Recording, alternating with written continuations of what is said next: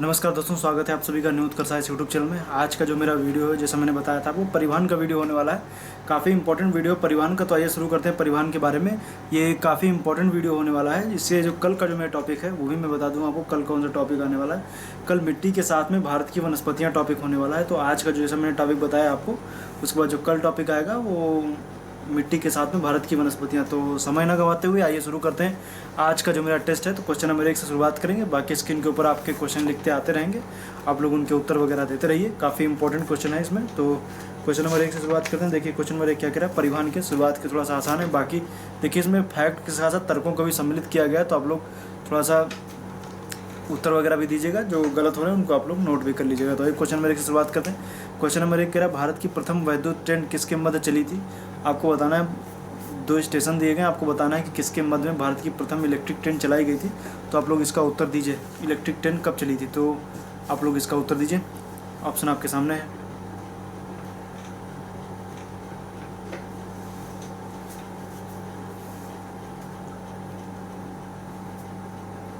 तो question number 1 का जो उत्तर हो जाएगा वो मुंबई से कुर्ला है। मुंबई और से कुर्ला के मध्य में पहली इलेक्ट्रिक ट्रेन चली थी।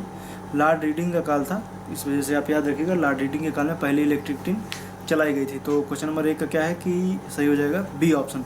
फिर क्वेश्चन नंबर 2 है। क्वेश्चन नंबर 2 देखिए क्या कह रहा है। क्वेश्चन नंबर 2 कह रहा है, कोंकण रेलवे का विस्तार है। तो कहाँ से कहाँ तक कोंकण रेलवे का विस्तार है, ये आपको बताना है। तो ऑप्शन आपके सामने दिए गए हैं, आप लोग इसका उत्तर दीजिए, कोंकण रेलवे कहाँ से कहाँ तक है।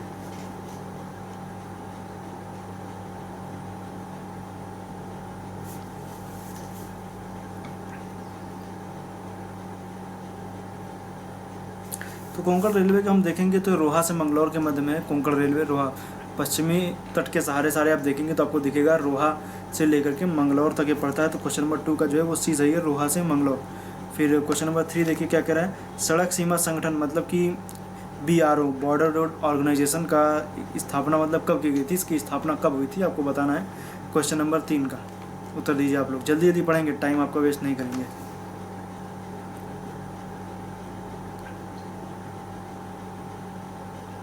तो BRO की स्थापना मैं आपको बता दूं 1960 में की गई थी। क्वेश्चन नंबर 3 का बी सही है, 1960 में की गई थी। फिर हम क्वेश्चन नंबर 4 की तरफ आएंगे। क्वेश्चन नंबर 4 है, निम्न में कौन सा कथन सही आपको बताना है। तो जैसे दिया हुआ है, NH5 का विस्तार पूर्वी घाट के साथ है।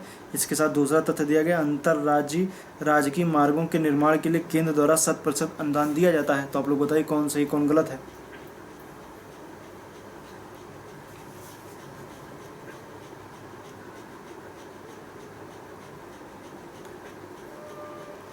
तो इसमें आप देखिए, जैसे दिया हुआ क्वेश्चन मतलब NH5 को आप देखेंगे तो पूर्वी घाट के सहारे आपको दिखेगा। ये चेन्नई से लेकर के आप इसे जाएंगे तो कलकत्ता तक आप जाया जा सकता है इसके ज़रिए। बाकी ये पश्चिमी नहीं, पूर्वी घाट के सहारे स्थित, पहला तत्व सही होगा। दूसरा होगा कि जब अंतर्राज्यीय सड़क मतलब कि कोई ऐसी सड़क जो 2 राज्यों को होते हुए जाती है और राज्य की सड़क है, तो उनका जो अनुदान है वो 100% केंद्र देता है।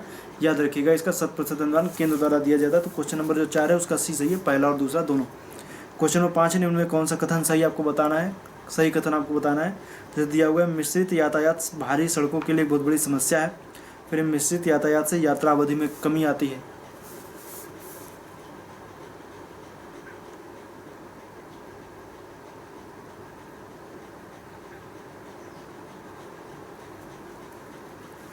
तो इसका उत्तर दिया जाए। क्वेश्चन नंबर जो 5 है, इसका उत्तर क्या हो जाएगा, मिश्रित यातायात भारतीय सड़कों की बहुत बड़ी समस्या। सही बात है, उसी में रिक्शा चल रहा है, उसी में कोई गाड़ी लेकर जा रहा है, उसी में ट्रक भी चली जा रही है, उसी में ऑटो भी चला जा रहा है। तो मिश्रित यातायात जो है वो भारतीय सड़कों की एक बहुत बड़ी समस्या है। सही बात है।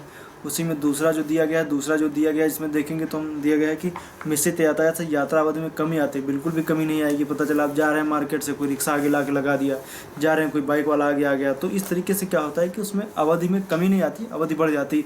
1 घंटे का सफ़र पता चला 3-3 घंटे तक कर रहे हैं। तो क्वेश्चन नंबर 5 का जो है जाम की समस्या आती है, इस वजह से आप देखेंगे तो मिश्रित यातायात से यात्रा अवधि में कमी आती है। गलत है, क्वेश्चन नंबर 5 का ए सही है 1। दूसरा, भारत का सबसे बड़ा जहाज तोड़ने का केंद्र जो अलंग है वो किस राज्य में स्थित है, आपको बताना है। अलंग किस राज्य में है, बताइए।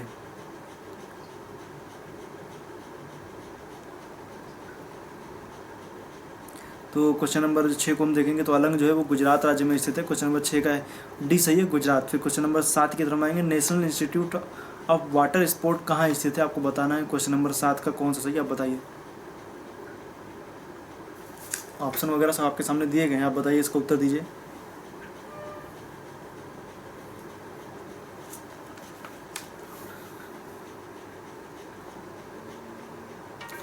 तो अगर हम देखेंगे तो क्वेश्चन नंबर जो 7 है इसका जो है वो क्वेश्चन नंबर 7 का ए सही है, गोवा सही हो जाएगा। क्वेश्चन नंबर 7 का ए गोवा सही है। तो बाकी जैसे मैंने क्वेश्चन नंबर 6 का बताया, अलंग जो था वो गुजरात में स्थित था। बाकी क्वेश्चन नंबर 7 का जो है वो गोवा सही, national institute of water sport कहाँ स्थित है, गोवा में स्थित है। क्वेश्चन नंबर फिर उसके बाद हम 8 की तरफ आएंगे। क्वेश्चन नंबर 8 जो कह रहा है, निम्न में कौन सुमेलित नहीं है, आपको बताना है। तो निम्न में कौन सुमेलित नहीं है, आप लोग बताइए। अंतर्देशीय राजमार्ग निगम नोएडा, केंद्रीय आंतरिक जल परिवहन निगम मुंबई, बताइए कौन सुमेलित कौन नहीं।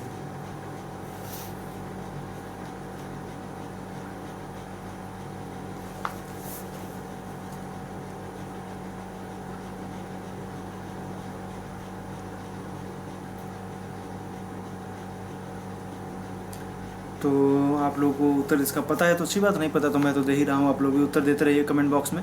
क्वेश्चन नंबर 8 का देखेंगे, अंतर्देशीय जलमार्ग निगम नोएडा में स्थित है, ये सही है। दूसरा है केंद्रीय आंतरिक जल परिवहन निगम मुंबई में नहीं है, कोलकाता में स्थित है। क्वेश्चन नंबर 8 का जो है कौन सुमिलित नहीं है बताना था, तो बी वाला ऑप्शन जो है वो दूसरा वाला ऑप्शन सुमिलित नहीं है। तो क्वेश्चन नंबर 8 का जो है बी सही हो जाएगा, केवल 2। क्वेश्चन नंबर 9 की तरफ आएंगे, निम्न में कौन सा कथन सही आपको बताना है। जैसे पहला दिया गया कांडला बंदरगाह खंभात की खाड़ी में स्थित है। दूसरा है कोचीन केरल के तट पर स्थित एक प्राकृतिक बंदरगाह है, आपको बताना है।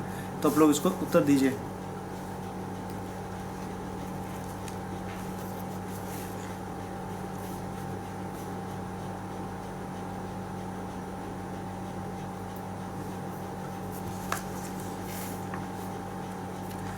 तो कांडला बंदरगाह खंभात की खाड़ी में से गलत है। कांडला जो है वो कच्छ की खाड़ी में, खंभात की खाड़ी में नहीं, पहला तत्व तो गलत हो गया। दूसरा कोचीन केरल के तट पर स्थित एक प्राकृतिक बंदरगाह है, तो ये सही बात है कि कोचीन केरल के तट पर स्थित प्राकृतिक बंदरगाह है, मतलब 9 का जो है बी वाला ऑप्शन सही है। फिर हम क्वेश्चन नंबर 10 की तरफ आएंगे। क्वेश्चन नंबर 10 देखिए क्या कह रहा है, निम्न में कौन सा कथन सही आपको बताना है। पहला दिया गया चेन्नई बंदरगाह के उत्तर में एन्नौर बंदरगाह स्थित है। दूसरा है एन्नौर बंदरगाह आंध्र प्रदेश के तट पर स्थित है, बताइए कौन सा सही कौन गलत है।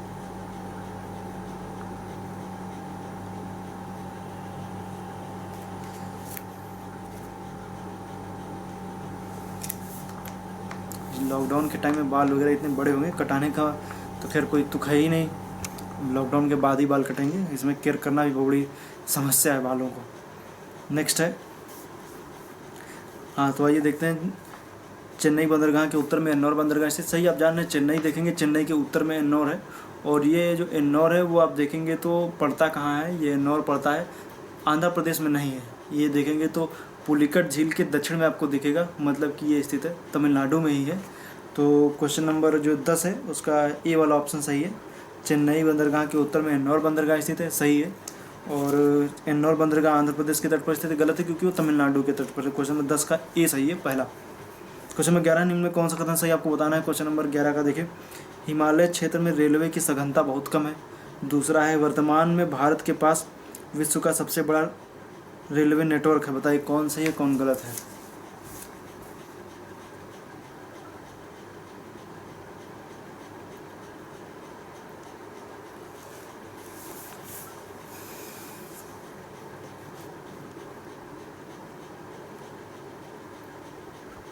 तो अगर आप देखेंगे तो इसका उत्तर जो सही हो जाएगा, हिमालय क्षेत्र में रेलवे की सघनता बहुत कम है, सही है। वर्तमान में भारत के पास सबसे बड़ा रेलवे नेटवर्क, ये गलत है क्योंकि सबसे बड़ा रेलवे नेटवर्क यूएसए का है, भारत चौथे नंबर पर आता है। क्वेश्चन नंबर 11 का जो है वो ये सही है, हिमालय के क्षेत्र में सघनता बहुत कम है। आप देखेंगे तो पहाड़ी क्षेत्रों में आप देखें, चाहे आप उत्तराखंड ले लीजिए, चाहे आप हिमाचल ले लीजिए, इन क्षेत्रों में आप देखेंगे तो रेलवे की सघनता, सिक्किम वगैरह में रेलवे की वगैरह बहुत सघनता आप देखें, मतलब हिमालयी राज्य किसी को भी उठा लीजिए, रेलवे की सघनता आपको बहुत कम देखने को मिलेगी, उसमें रेल की पटरियां बनाने में बहुत समस्या हो जाती है। क्वेश्चन नंबर 11 का ए सही है, केवल एक। क्वेश्चन नंबर 12 की तरफ आएंगे। क्वेश्चन नंबर 12 कह रहा है, निम्न में कौन सुमेलित है, आपको बताना है। रेलवे जोन और मुख्यालय दिए गए, आप लोग उत्तर दीजिए।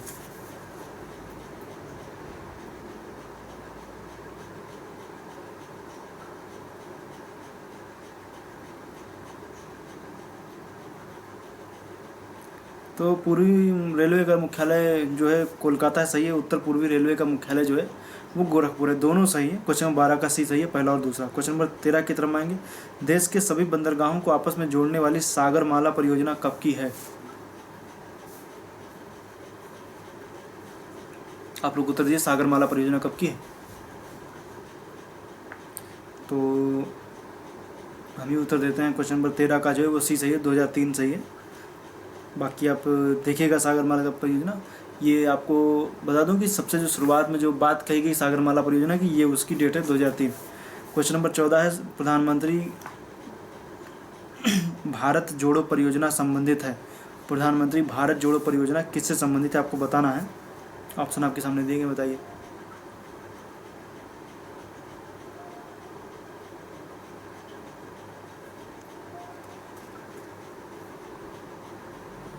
क्वेश्चन नंबर 14 का डी सही है, राजमार्गों के विकास के लिए। क्वेश्चन नंबर 15 का है, कल किसी कमेंट आया कि मैं बहुत ज़्यादा टाइम वेस्ट करता हूँ, तो और एक लोगों का कमेंट आया था मुझे कल या परसों की वीडियो में, उन्होंने कमेंट किया था कि मैं क्या करूं कि क्वेश्चन वगैरह पढ़ दूं, क्वेश्चन पढ़ने के बाद में जो मैं 5 सेकंड 10 सेकंड रुकता हूं, ये ना रुकूं, एक तरफ से क्वेश्चन पढ़ता चला जाऊं।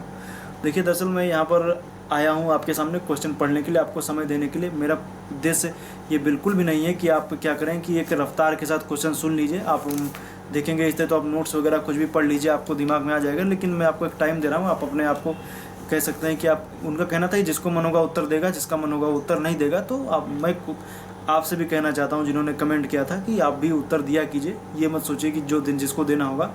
मैं वीडियो बनाता हूँ, आप एक लाइव चैट में आए, नहीं तो बाद में आप कमेंट करिए, आपकी परख के लिए। बाकी ये कोई वो मत समझिए कि मैं आपको दे दिया, आपने अपने पास रख लिया, ऐसा कुछ नहीं। रख लीजिए, अच्छी बात है, लेकिन एक कह सकते हैं इसको आप एक सीरियसली टेस्ट के रूप में लीजिए। और इसके टाइमिंग के बाद में, अब जैसे आप एग्ज़ाम देने जाएँ, आपको पेपर दे दिया जाए, चलिए ठीक है।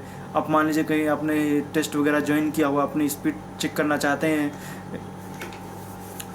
ST वगैरह देखिए कई लोग ज्वाइन करते हैं, तो उसके में क्या होता है कि आपने ST वगैरह ज्वाइन किया तो फिर आप लोग बोले ले जाइए पेपर, ले जाइए, अपना घर पे सॉल्व करना होगा, इसको कर लीजिएगा। तो ये सही नहीं है। आप भी क्या कीजिए, आप उसी तरीके से टेस्ट समझिए। मैं 5 सेकंड 10 सेकंड मौका देता हूँ। जैसे आप ऑनलाइन एग्जाम देते हैं तो आपको सामने 20 सेकंड 30 सेकंड का एक क्वेश्चन के लिए मौका मिलता है, ये वही चीज़ है। क्वेश्चन नंबर 15, निम्न में कौन सा कथन सही आपको बताना है। पहला है, हजीरा विजयपुर जगदीशपुर पाइपलाइन एक प्राकृतिक गैस पाइपलाइन है। दूसरा है, इस पाइपलाइन का विकास गेल द्वारा किया गया। बताइए कौन गलत है। Question number 15।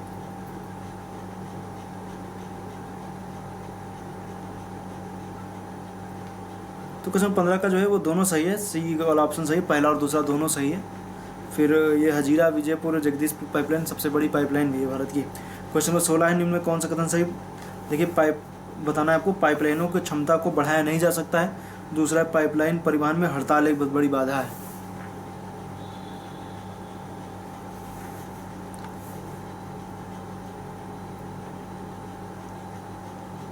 उत्तर आप लोग दीजिए इसका। तो इसका उत्तर आप देखेंगे तो पाइपलाइनों की क्षमता को बढ़ाया नहीं जाए। सही बात है कि एक पाइपलाइन आपने जब मान लीजिए कि जितना भी आपको मोटा आपका पाइपलाइन है, जिसमें से जितना तेल के लिए मान लीजिए कच्चे तेल के, जिसमें कच्चा तेल जा सकता है उतना ही जाएगा, आप उसकी क्षमता को बढ़ा नहीं सकते, आपको पाइप बदलना पड़ेगा। पहला तो ये हो गया। दूसरा ये है कि इनमें पाइपलाइनों परिवहन में हड़ताल एक बड़ी बात है, बिल्कुल भी नहीं आपने कभी सुना है पाइपलाइन में हड़ताल बढ़ गई है, कैसा कुछ हुआ है कि तेल नहीं जा रहा है एक जगह से। तो पाइपलाइन में हड़ताल की समस्या नहीं रहती है, लेकिन हाँ इनका रख रखाव जो आप देखेंगे तो पाइपलाइन का बहुत ज़्यादा होता है, मतलब खर्चे वाला काम है। इनकी साफ़ सफाई नहीं की जा सकती है और कई बार समस्याएँ आप मान लीजिए जैसे आतंकवादी गतिविधियों में भी आप देखेंगे कि अगर जिनको डैमेज कर दिया जाता है तो काफ़ी ज़्यादा नुकसान हो जाता है। बाकी आप लोग जब शहरों वगैरह में भी देखते हैं कहीं कहीं पे जो गैस की पाइपलाइन ऐसे घरों में जाती है, वहाँ पर लिखा रहता है खुदाई से पहले संपर्क करें, नीचे उच्च दाब वाली गैस पाइपलाइन है, ऐसे आपको शहरों में दिख जाएगा कहीं कहीं। तो इनके रखरखाव के समय बाकी हड़ताल की इनमें कोई बाधा नहीं होती है। पाइपलाइनों की क्षमता को बढ़ाया नहीं जा सकता, एक क्षमता है उसमें, उससे ज़्यादा उसमें प्रेशर से आप उसमें नहीं आपकी ज़्यादा तेज़ी से कर देंगे चला जाएगा, ऐसा नहीं, सब एक लिमिट में है। क्वेश्चन नंबर 16 का जो है ए सही है। क्वेश्चन नंबर 17 है, निम्न में कौन सा कथन सही आपको बताना है। संपूर्ण कोंकण तट पर भारतीय रेलवे का नेटवर्क विकसित हो चुका है। दूसरा है, कोंकण रेलवे का मुख्यालय नवी मुंबई में स्थित है।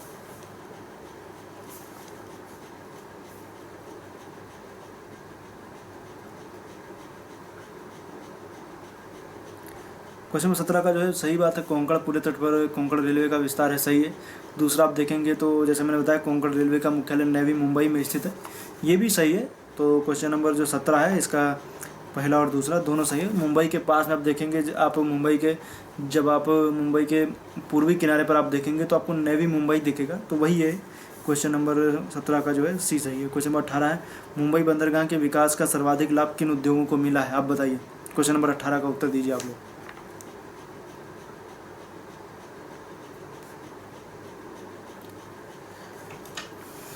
क्वेश्चन नंबर 18 का जो उत्तर है वो पहला है सूती वस्त्र उद्योग, दूसरा पेट्रोलियम जूट है। तो इसमें सही हो जाएगा सूती वस्त्र और पेट्रोलियम जूट, मुंबई से कोई लेना देना नहीं है। तो क्वेश्चन नंबर 18 का जो है वो पहला और दूसरा सही है। सूती वस्त्र और पेट्रोलियम दोनों को लाभ मिला है। 18 का ए सही है। फिर 19 से निम्न में कौन सा कथन सही आपको बताना है। भारत की सर्वाधिक ऊंचाई पर स्थित विमानपत्तन लेह में स्थित है। दूसरा है पवन हंस हेलीकॉप्टर लिमिटेड की स्थापना 1985 में की गई थी, बताइए।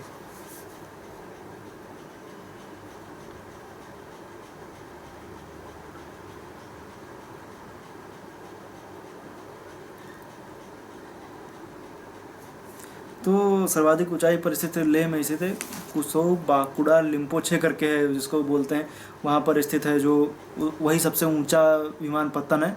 दूसरा अगर जो आप देखेंगे पवन हंस हेलीकॉप्टर की स्थापना 1985 में, ये भी सही है। प्राइवेट हेलीकॉप्टर मतलब कि आप अगर जो टूरिस्ट को लेकर के दूर दराज के क्षेत्रों में हेलीकॉप्टर की सुविधा पहुंचाने के उद्देश्य से इसकी स्थापना की गई थी। 1985 में स्थापित है। 19 नंबर क्वेश्चन का सी सही है, पहला और दूसरा दोनों। फिर क्वेश्चन नंबर 20 है, लोकप्रिय गोपीनाथ बारदोलोई हवाई अड्डा कहाँ स्थित है, आपको बताना है। क्वेश्चन नंबर 20 का आप उत्तर दीजिए।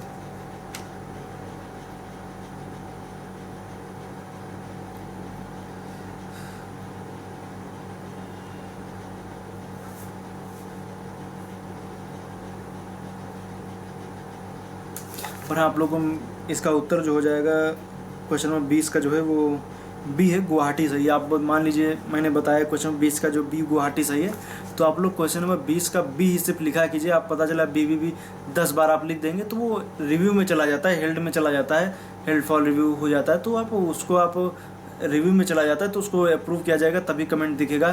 तो अगर जो बाई चांस मैं उस पर नहीं हूँ तो मैं उसको नहीं देख पाता हूँ, तो आप कोशिश किया कीजिए कि जैसे आप एक ही बार को चीज़ें रिपीट मत किया कीजिए।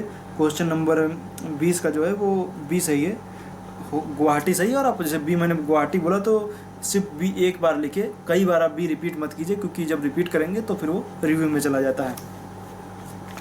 और बाकी आप लोग जैसे किसी भी वीडियो वगैरह का लिंक आप कमेंट मत किया कीजिए। लिंक कमेंट करने से क्या होता है, वो कमेंट में दिखता नहीं है, वो रिव्यू में वो भी चला जाता है, तो वो कमेंट अप्रूवल के लिए चला जाता है। अगर जब अप्रूव करेंगे तभी वो आएगा, नहीं तो वो कमेंट नहीं आएगा। तो आप लोग किसी भी वीडियो का लिंक वगैरह इस तरीके से शेयर करेंगे, हमें कोई आपत्ति नहीं, लेकिन वो रिव्यू में चला जाता है, वो शो नहीं होता है, इसलिए आप इस चीज़ का ध्यान रखें। क्वेश्चन नंबर 20 का जो है वो बी सही है, गुवाहाटी असम। फिर क्वेश्चन नंबर 21 है, कोल्लम से कोट्टापुरम के मध्य कौन सा राष्ट्रीय राजमार्ग है, आपको बताना है। क्वेश्चन नंबर 21 का बताइए कौन सही है।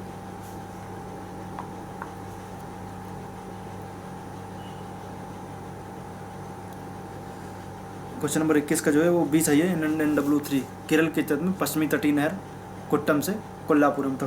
क्वेश्चन नंबर 21 का बी 1 और 2 भी आप याद रखिए, सदियस धुबरी वाला हुआ उधर, तो इन सबको याद रखिए। तो एक ब्रह्मपुत्र जो फर्स्ट है वो आप देखेंगे तो आपको गंगा नदी में, दूसरा जो है ब्रह्मपुत्रा नदी में, लखीपुर से भंगा है, ज़्यादा मुझे याद नहीं आ रहा, उसको देखिएगा। क्वेश्चन नंबर 21 का जो है बी सही है, NW3। क्वेश्चन नंबर 22 है, 21 के बाद हम 22 की तरफ आएंगे। उड़े देश का आम नागरिक योजना कब की है, आप बताइए।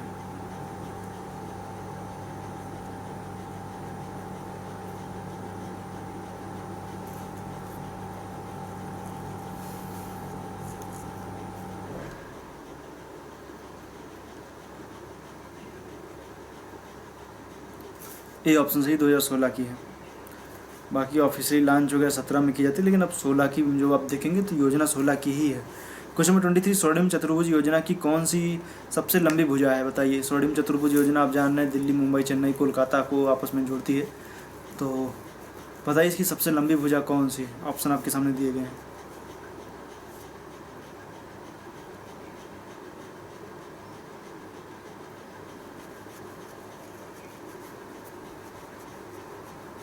क्वेश्चन नंबर 24 का डी सही है, चेन्नई से जो कोलकाता की भुजा है वो सबसे लंबी है। क्वेश्चन नंबर 23 का डी सही। फिर क्वेश्चन नंबर 24 की तरफ आएंगे, सर्वाधिक राष्ट्रीय राजमार्गों की लंबाई किस राज्य में है, बताइए।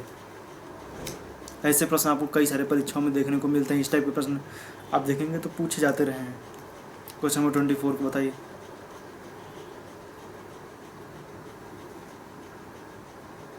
सर्वाधिक राष्ट्रीय राजमार्ग मतलब सर्वाधिक नेशनल हाईवे जो है वो सबसे ज़्यादा आपको देखने को मिलेंगे उत्तर प्रदेश में, और राजकीय राजमार्ग महाराष्ट्र में है। तो नेशनल हाईवे सबसे ज़्यादा उत्तर प्रदेश में 24 का 20 सही है।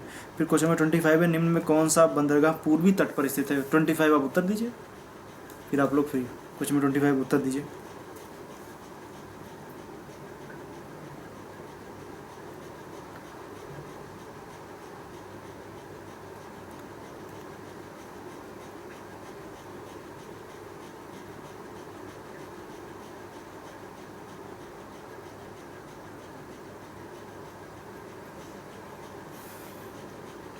तो देखिए मामल्लपुरम जान ही रहे हैं, पूर्वी तट पे ही है। टोंडी तमिलनाडु में, ये भी पूर्वी तट पे ही है। माहिम, माहिम जो आप देखेंगे तो महाराष्ट्र में दिखेगा, ये नहीं। क्वेश्चन में 25 का जो है वो 20 सही है, पहला और दूसरा दोनों। आज का टेस्ट यहीं पे खत्म हुआ, कल मिलेंगे नए टेस्ट के साथ। मैंने बताया मिट्टी, मिट्टी के साथ में वनस्पति, भारत की वनस्पति, ये 2 टॉपिक कल आने वाले हैं, दोनों पढ़ लीजिएगा। मिट्टी एवं वनस्पतियाँ टॉपिक रहेगा। बाकी आप बताइए टॉपिक वाइज जैसे सही है या नहीं सही है। बाकी आप लोग बताइए, जिस तरीके से शुरुआत के आप लोगों ने वीडियो देखे थे उसी तरीके से आप भी अपने लगन के साथ देखते रहिए। मैं तो डेली बना ही रहा हूँ, 11 बजे वीडियो डेली आ जाती है। उसी क्रम में कल नए वीडियो में मिलेंगे सुबह 11 बजे। बाकी आप लोग हमें कमेंट करके ज़रूर बताइए कि कुल आपके टोटल कितने सही हुए। बाकी आप लोग हमें टेलीग्राम चैनल पर भी जो आप लोग गलत हो रहे हैं उनको नोट करके हमें भेज सकते हैं। बाकी आप लोग उनको तैयार जरूर कर लीजिए, जो सही हो रहे हैं वो अच्छी बात है, जो गलत हो जा रहे हैं उनको तैयार जरूर कीजिएगा लाइव चैट में जो लोग हैं। बाकी बाद में भी अगर जब काउंट करके हम बाद में भी बता सकते हैं, कोई ऐसा नहीं कि आप लाइव चैट में बताइए, बाद में बता दीजिए, लेकिन उत्तर हमें कितने सही हुए ये जरूर बताइएगा वीडियो देखने के लिए। और बाकी लोग जितने नए सब्सक्राइबर हैं उनका भी बहुत बहुत धन्यवाद। काफ़ी लोग कमेंट कर रहे हैं कि मैं नया हूँ या, तो इस तरीके से अच्छी बात है कि आप लोग नए लोग जुड़ रहे हैं, अच्छी बात है। तो आप सभी का स्वागत है। जो लोग नए हों वो जा करके प्लेलिस्ट एक बार जरूर देखें। इस चैनल पे आप देखेंगे history, geography, physics, chemistry, bio, आप जितनी सब्जेक्ट जीएस के पर्पस से पढ़ सकते हैं, हिंदी तक के आप देखें, चाहे वो मैथ ले लीजिए, रीजनिंग ले, सबकी पूरी प्लेलिस्ट है, आप जा करके देखिए। बहुत कुछ है इस चैनल पर देखने के लिए। वर्ल्ड ज्योग्राफी के ऊपर मैंने 100 से ज़्यादा वीडियो बना रखे हैं, आप देखिए। बाकी आप इंडियन ज्योग्राफी मैंने कई सारे वीडियो, पूरा कंप्लीट इंडियन ज्योग्राफी 50-60 वीडियो बना रखे हैं उसमें भी, वो भी आप देखिए। इन्वायरमेंट के ऊपर भी मैंने कई सारे वीडियो बना रखे हैं, यूपी स्पेशल, बिहार स्पेशल, तो बहुत कुछ है, आप लोग देखिए। इकोनॉमिक्स के ऊपर भी मैंने करीब 13-14 वीडियो बना रखे हैं, तो आप लोग देखिए उनको। और काफ़ी ज़्यादा इंपॉर्टेंट इस चैनल पे आपको सब कुछ मिल जाएगा। प्लेलिस्ट जा करके आप देखा कीजिए, बहुत कुछ है देखने के लिए। आपको देखते देखते आप कह लीजिए कि आपको महीनों बीत जाएंगे, आप देखते रह जाएंगे, इतना मैटर है आपके पास। तो आप चुन लीजिए कि आपको पर्टिकुलर सब्जेक्ट वाइज देखना है, कैसे देखना है। हिस्ट्री के ऊपर भी मैंने मेडिवल हिस्ट्री ख़त्म कर दिया है, मॉडर्न हिस्ट्री चल रही थी, चूँकि उस टाइम लॉकडाउन हो गया था, इस वजह से वाइट बोर्ड पे जहाँ बनते थे वीडियो वहाँ जाना संभव नहीं था, इस वजह से मैंने टेस्ट सीरीज शुरू की थी। बाकी जैसे लॉकडाउन वगैरह ख़त्म होगा तो हम वाइट बोर्ड पे वीडियो बनाना फिर शुरू करेंगे। मैसूर तक मैंने बताया था, आगे के जैसे वीडियो आएगी फिर वो आगे बताई जाएगी। तो फिलहाल अभी तो जो टेस्ट सीरीज चल रही वो चलती रहेगी। इंडियन ज्योग्राफी खत्म होने के बाद हम वर्ल्ड ज्योग्राफी की तरफ आएंगे, उसके हम इससे सेपरेट हम टॉपिक वाइज टेस्ट उसमें लेने वाले हैं। तो आप लोग रेडी रहिएगा उसके लिए भी। तो आज के लिए आपका बहुत बहुत धन्यवाद वीडियो देखने के लिए। कल मिलेंगे 11 बजे, तब तक के लिए आपका बहुत बहुत धन्यवाद। पुनः एक बार धन्यवाद, वीडियो लाइक जरूर कर दीजिएगा। धन्यवाद।